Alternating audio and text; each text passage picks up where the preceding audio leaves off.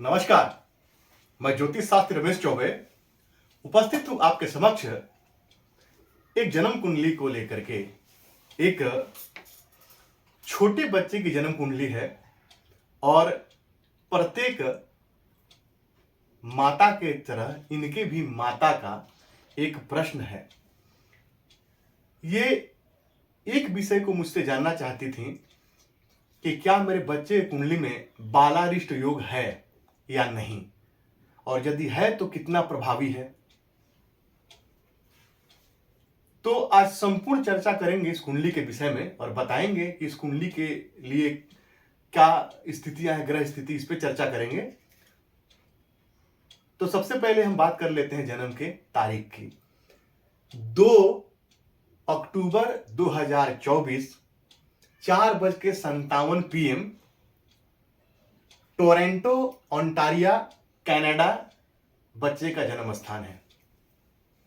अब सबसे पहले यदि हम बात करते हैं इस कुंडली के पंचांग के बारे में, तो बच्चे का जन्म जो है वो मकर लग्न और कन्या राशि में शुक्ल पक्ष के प्रतिपदा तिथि को हुआ है और योग जो है ब्रह्म योग में जन्म हुआ है। ब्रह्म योग में जन्म होना बहुत अच्छा होता है, लेकिन ब्रह्म योग में जन्म होने के लिए 2-3 शर्तें हैं। मेष राशि, सिंह राशि और कन्या राशि नहीं होनी चाहिए।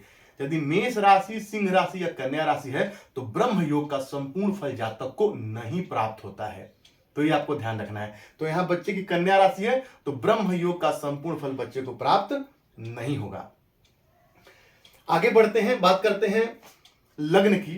तो लग्न 25 डिग्री पे धनिष्ठा नक्षत्र में, रवि यानी सूर्य 15 डिग्री में हस्त नक्षत्र में, चंद्रमा 16 डिग्री में हस्त नक्षत्र में अस्त होकर बैठे हैं, मंगल 21 डिग्री पे पुनर्वसु नक्षत्र में बैठे हैं, बुध 17 डिग्री पे अस्त होकर बैठे हैं हस्त नक्षत्र में, गुरु 27 डिग्री पे मृगशिरा नक्षत्र में, शुक्र 17 डिग्री पे स्वाति नक्षत्र में, शनि 20 डिग्री पे पूर्वा भाद्रपद नक्षत्र में और राहु और केतु 12-12 डिग्री पे उत्तरा भाद्रपद और हस्त नक्षत्र में बैठे हैं। यानी देखा जाए तो 1, 2, 3, 4 ग्रह जो है वो हस्त नक्षत्र में यानी कि चंद्रमा के नक्षत्र में बैठे हुए हैं। अब इस कुंडली में सबसे पहले हम लग्न की तरफ चलेंगे। लग्न की तरफ चलूंगा।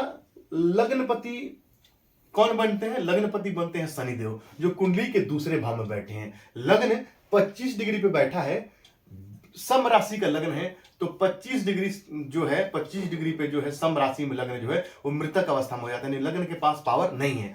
और लग्नेश जो बैठे हैं कितने डिग्री पे? 20 डिग्री पे बैठे हैं, बृहस्पति के नक्षत्र में बैठे हैं और कुंडली के दूसरे भाव में स्वराशिगत बैठे हैं, तो ये अच्छा है। 20 डिग्री पे इनके पास बलाबल है, ये युवावस्था के हैं और अच्छा फल प्रदान करने के लिए ये तत्पर हैं। आगे बढ़ते हैं। अब इस कुंडली में शनिदेव जो हैं वो लग्नपतियों के कुंडली के दूसरे भाव में बैठे हैं और दूसरे भाव में बैठ करके ये अपने तीसरी दृष्टि से 1, 2, 3 यानी कि 1, 2, 3 यानी कुंडली के जो है चौथे भाव को देखेंगे। चौथा भाव जो है किसका है? चौथा भाव जो है माता का है। तो क्या होगा? तो चौथे भाव पर जब शनि की दृष्टि पड़ेगी तो ऐसा मैंने कई बार देखा है कि जातक के पास घर तो बहुवचन में रहते हैं, लेकिन उस घर में रहने का वो सुख नहीं भोग पाता। या तो गवर्नमेंट जॉब करे या कहीं घर से दूर रहे तो उसको अपने घर का संपूर्ण सुख नहीं मिलता है। माता के स्वास्थ्य में उतार चढ़ाव थोड़ी बहुत आ सकती है। माता के स्वास्थ्य को लेकर कहीं ना कहीं परेशानी रह सकती है, क्योंकि शनि की दृष्टि कुंडली के चौथे भाव में है। 7वीं दृष्टि कुंडली के अष्टम भाव पे पड़ती है। हालांकि मित्र दृष्टि तो नहीं है, लेकिन फिर भी अष्टम पे शनि की दृष्टि का पड़ना जातक के आयु की रक्षा करता है, क्योंकि अष्टम शनि जो है अष्टम भाव के कारक माने जाते हैं और यदि वो अष्टम भाव को देखते हैं तो आयुष्य की रक्षा जातक की करते हैं।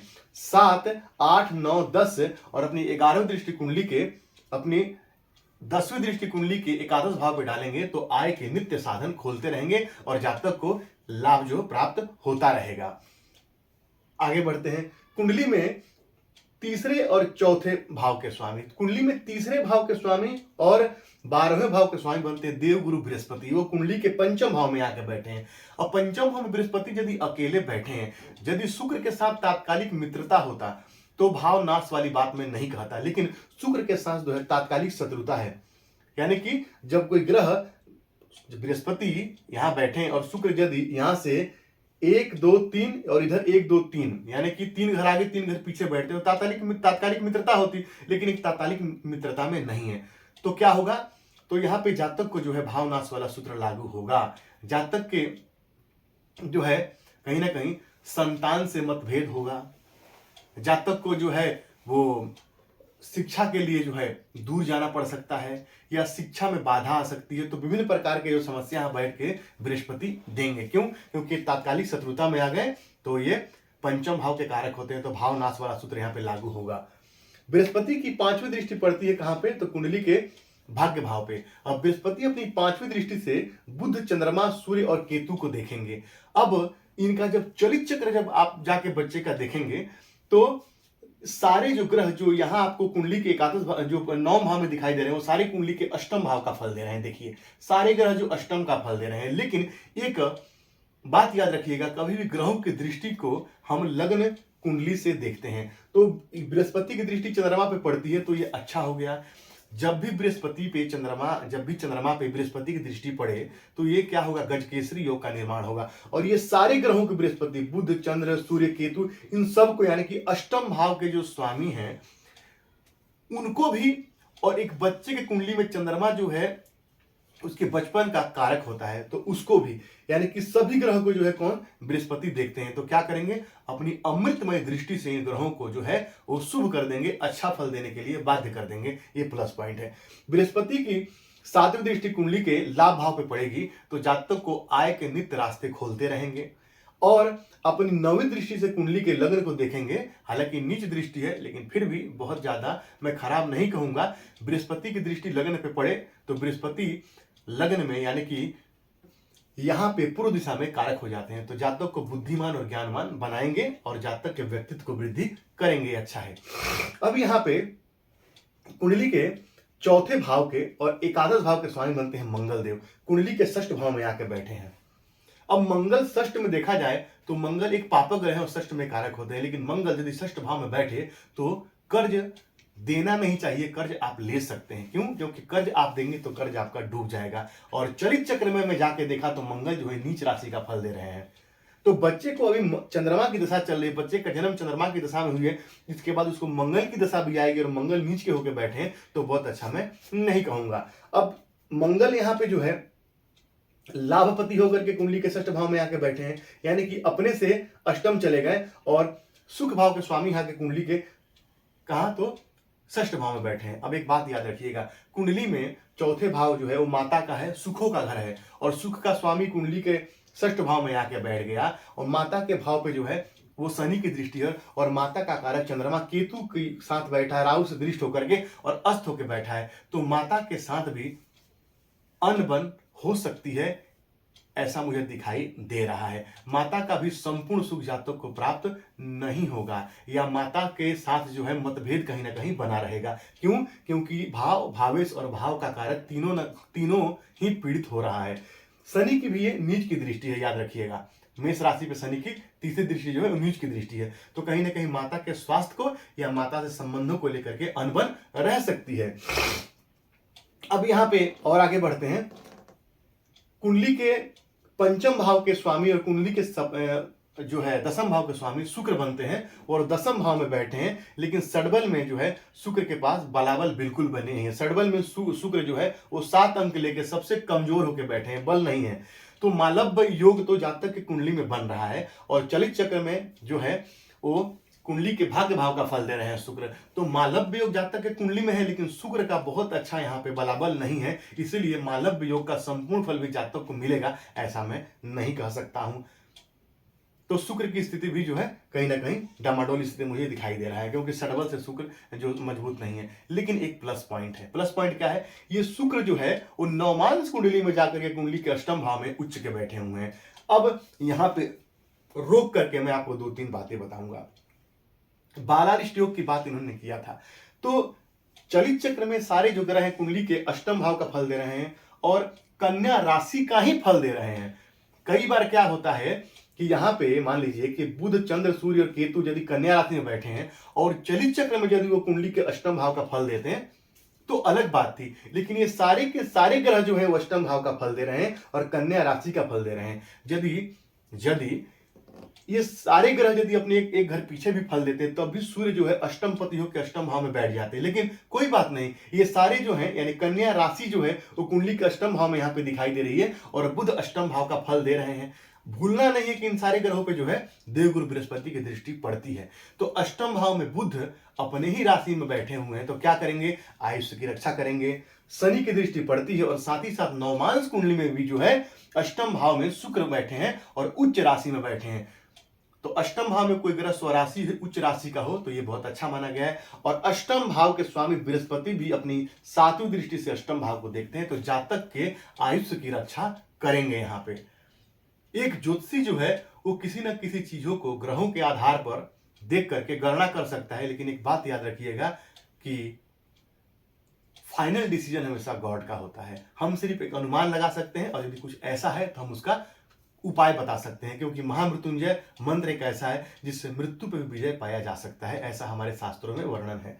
तो यहाँ पे आयुष्य के बारे में बहुत ज्यादा नुकसान दिखाई नहीं दे रहा है। अब इस कुंडली को देख करके मैंने इनको कुछ बताया था कि बच्चे को कफ कोल्ड की प्रॉब्लम हो सकती है, सांस की प्रॉब्लम हो सकती है। क्यों? क्योंकि सारे ग्रह जो है चंद्रमा अष्टम का फल दे रहा है और चंद्रमा अस्त होकर बैठा हुआ है तो परेशानी करेगा। क्योंकि चंद्रमा अस्त किसके साथ हुआ है हमको भी देखना है, सूर्य के साथ। अब सूर्य कहाँ के स्वामी है? तो सूर्य अष्टम भाव के स्वामी है। अब यहां समझने की बात है थोड़ा सा, चंद्रमा सूर्य के साथ अस्त होकर बैठा है, सूर्य के प्रभाव में चंद्रमा, सूर्य के समान प्रभाव, सूर्य के हिसाब से चंद्रमा प्रभाव देगा। तो सूर्य अष्टम पति है तो अष्टम भाव के समान प्रभाव देगा। तो आयु के बारे में कोई बहुत ज्यादा मैं खराब इसको नहीं कहूंगा, क्योंकि आयुपति के साथ ही चंद्रमा अस्त होकर बैठा है तो चंद्रमा भी अब सूर्य के समान ही फल देने के लिए बाध्य हो जाएगा। और बुध तो वहां बैठे ही हैं, लेकिन चंद्रमा यहाँ पे कुंडली के 7वें भाव का स्वामी है जो दाम्पत्य जीवन में कहीं ना कहीं परेशानी जातक को देगा। क्यों? क्योंकि अष्टम पति के साथ चंद्रमा अस्त है तो दाम्पत्य जीवन में समस्या देगा। पार्टनरशिप में जब ये जातक व्यवसाय करेगा तो उसको नुकसान हो जाएगा, पार्टनर उसको धोखा देके चला जाएगा। अब चंद्रमा अस्त है तो मन जो है जातक का बेचैन रहेगा, मानसिक चिंताएं बनी रहेगी, क्योंकि केतु भी साथ में बैठा हुआ है, ग्रहण योग में चंद्रमा बैठे हैं। और जिस दिन इस बच्चे का जन्म हुआ उस दिन सर्व पितृ विसर्जन अमावस्या भी थी और प्रतिपदा तिथि जस्ट लगी ही थी। तो अमावस का दिन था, पितृ विसर्जन अमावस था और साथ में सूर्य ग्रहण भी उस दिन था। कब? तो 2 अक्टूबर 2024 को। तो ये अच्छा नहीं है, यानी कि सूर्य भी पीड़ित है और चंद्रमा पीड़ित है। सूर्य यानी कि आत्मा और चंद्रमा यानी कि मन, ये दोनों ही पीड़ित है। तो मैं इसको अच्छा नहीं कहूंगा, इसके उपाय मैं आपको अंत में बताऊंगा। तो आयु के विषय में मैंने आपको बताया कि चिंता करने की कोई आवश्यकता नहीं है। हाँ, अब दाम्पत्य के बारे में चिंता करने की आवश्यकता है, क्योंकि दाम्पत्य सुख यहाँ पे मुझे दिखाई नहीं दे रहा है। क्यों? क्योंकि शुक्र भी सडबल में कमजोर होकर बैठे हैं और सप्तम पति भी अस्त होकर बैठा है, तो ये बहुत अच्छा मैं नहीं कहूंगा। आगे बढ़ते हैं। इस कुंडली में मैंने अष्टम भाव के बारे में आपको बताया कि अष्टम पति जो सूर्य हैं वो जाकर के भाग्य भाव में बैठे हैं, लेकिन फल कुंडली के अष्टम का ही दे रहे हैं और पीड़ित होकर बैठे हैं, तो ये अच्छा नहीं है। वो भी कहीं ना कहीं, सूर्य भी कहीं ना कहीं पीड़ित है। अब बच्चे का जन्म जो है वो चंद्रमा की महादशा में ही हुआ है। हालांकि मैंने इनकी जो बच्चे के माता से पूछा था कि क्या बच्चे को कोई सांस संबंधी समस्या या कफ कोल्ड की प्रॉब्लम या जो है निमोनिया की शिकायत या छाती में कफ जम जाना, ऐसी चीज जब चंद्रमा जब पीड़ित होता है तो होता है। इन्होंने कहा कि नहीं, ऐसा कुछ भी नहीं है, बल्कि वहां पे -30 डिग्री तक भी बच्चे ने सर्वाइव किया है और अच्छे से किया है, कोई प्रॉब्लम नहीं हुई है। अब ऐसा क्यों हो गया?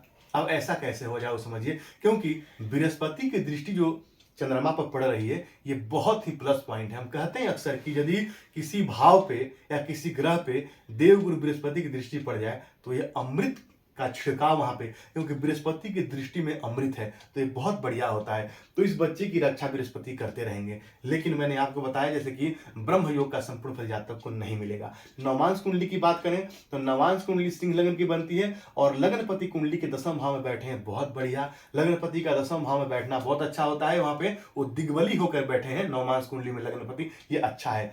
और यहाँ पे जो कारक ग्रह बनते हैं मंगल, वो कुंडली में चौथे और भाग्य भाव के स्वामी होकर के भाग्य भाव में बैठे हैं। देखिए मैं आपको एक बात बताता हूं, यदि लग्न कुंडली हाथी के दिखाने का दांत है, तो नवमांश कुंडली हाथी के खाने का दांत है। मैं हमेशा कहता हूं वो एक्सरे है आपके बॉडी का। यदि ये आपका कुंडली कहीं ना कहीं डिस्टर्ब है, लेकिन यदि ये कुंडली नवमांश कुंडली आपका मजबूत है, तो निस्संदेह जिंदगी में आप आगे जाएंगे जाएंगे। अब यहाँ पे सूर्य की स्थिति मुझे खराब दिखाई दे रही थी, लेकिन यहाँ सूर्य वृषभ राशि में बैठे हैं, शुक्र के साथ तात्कालिक मित्रता बना के बैठे हैं, शुक्र उच्च का बैठा है और सूर्य की स्थिति मजबूत है।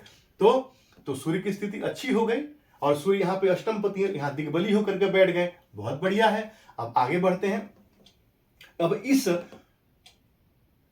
जो सूर्य है उस पे 7, 8, 9 बृहस्पति की दृष्टि पड़ती है, तो ये और भी शुभ हो गए। यहाँ अष्टम पति है, आपको याद रखना है, तो बहुत अच्छा हो गया। अब इस कुंडली में मंगल चतुर्थेश और भाग्येश होकर के भाग्य माह में बैठे हैं, लेकिन वो केतु के साथ बैठे हैं, वो शनि के साथ बैठे हैं। शनि वहां नीच होकर बैठे हैं, लेकिन मंगल के साथ बैठे हैं, मंगल अपने राशि में बैठे हैं, तो नीचत्व तो उनका भंग हो गया और नीच भंग राज्यों का निर्माण यहाँ पे हो गया। लेकिन यहां भी शनि सप्तम पति होकर के पीड़ित हो रहे हैं केतु के साथ में, तो विवाह करते वक्त गुण मिला के विवाह करना जातक के लिए श्रेष्ठ होगा।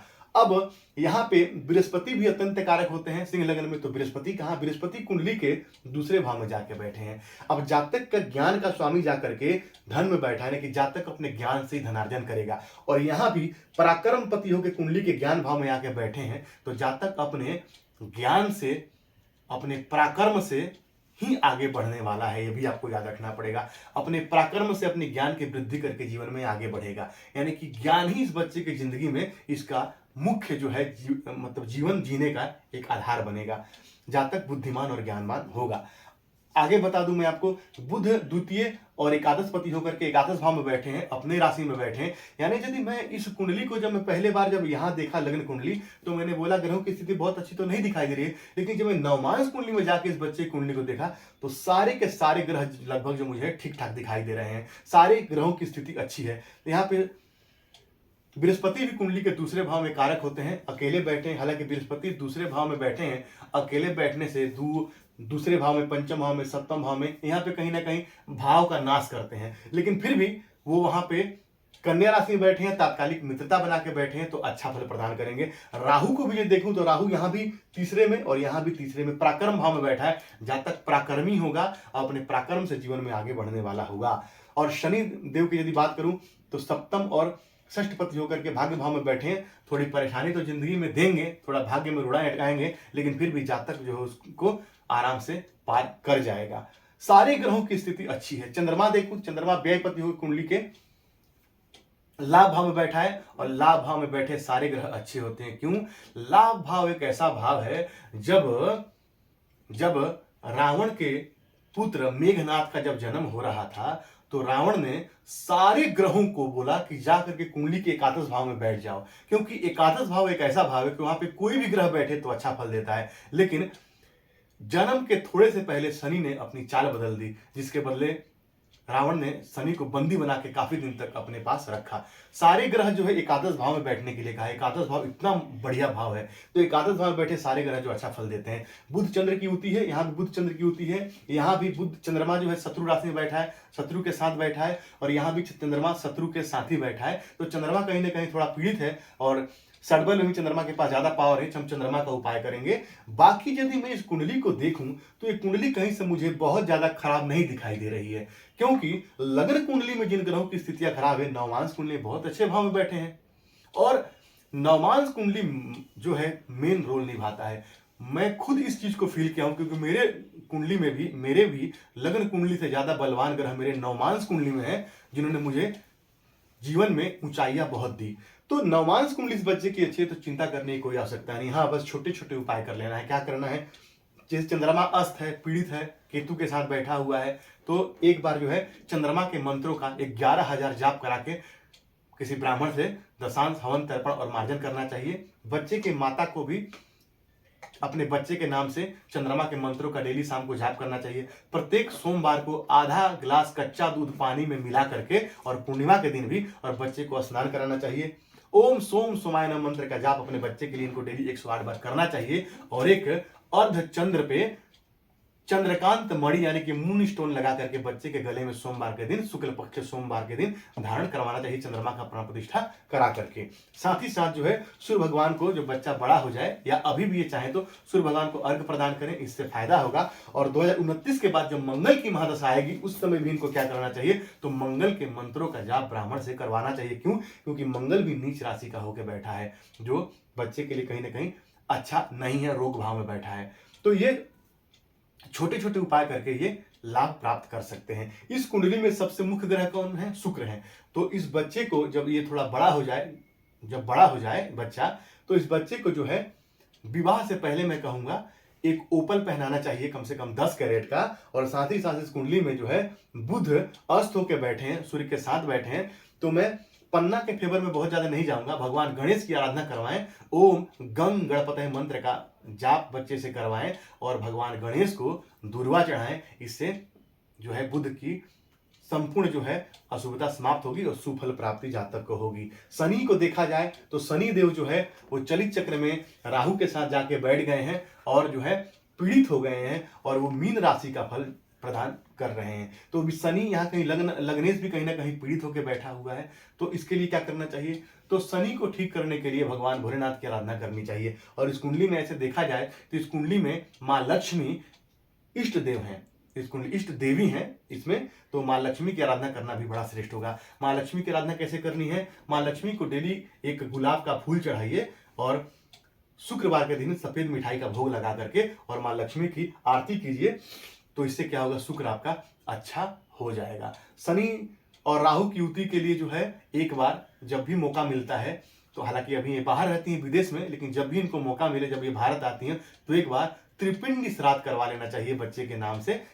त्रिपिंडी श्राद्ध कराने से क्या होगा, राहु और शनि के जो श्रापित दोष है उसका प्रभाव जो है वो कम हो जाता है। जब भी आपकी कुंडली में राहु शनि एक साथ बैठे तो त्रिपिंडी श्राद्ध एक बार जरूर कराना चाहिए, इससे बहुत सारे समस्याओं का समाधान हो जाता है। तो देखा जाए तो ग्रहों की स्थितियां और संपूर्ण कुंडली का विश्लेषण करने के बाद मैं ये कह सकता हूं कि घबराने की आवश्यकता यहाँ पे नहीं है। क्यों? क्योंकि सडबल में शनि के पास बलाबल है, शनि 1 नंबर लेके बैठे हैं सडबल में, तो घबराने की आवश्यकता नहीं है। तो घबराने की आवश्यकता नहीं है, मैंने यहाँ 1 नंबर लिख दिया है। हालांकि सडबल में शनि के पास जो है यहाँ 2 होना चाहिए था, 2 अंक है, फिर भी घबराने की आवश्यकता नहीं है। सबसे मजबूत कुंडली में सूर्य बैठे हुए हैं सडबल में और अष्टमपति हैं, तो आयुष की रक्षा करेंगे। और शनि भी मजबूत है और उनकी दृष्टि भी कुंडली के अष्टम भाव पे पड़ रही है, तो घबराने की बिल्कुल आवश्यकता नहीं है। जो मैंने उपाय बताया, इस उपाय को करिए, निस्संदेह जो है आपका बच्चा स्वस्थ रहेगा। भगवान के शरण में रहिए, प्रभु की कृपा यदि हो जाए तो और जीवन में किसी चीज की आवश्यकता क्या पड़ेगी। तो यकीन है कि आज का कुंडली विश्लेषण आपको समझ में आया होगा। यदि आप भी कुछ कहना चाहते हैं तो कमेंट में आपका स्वागत है।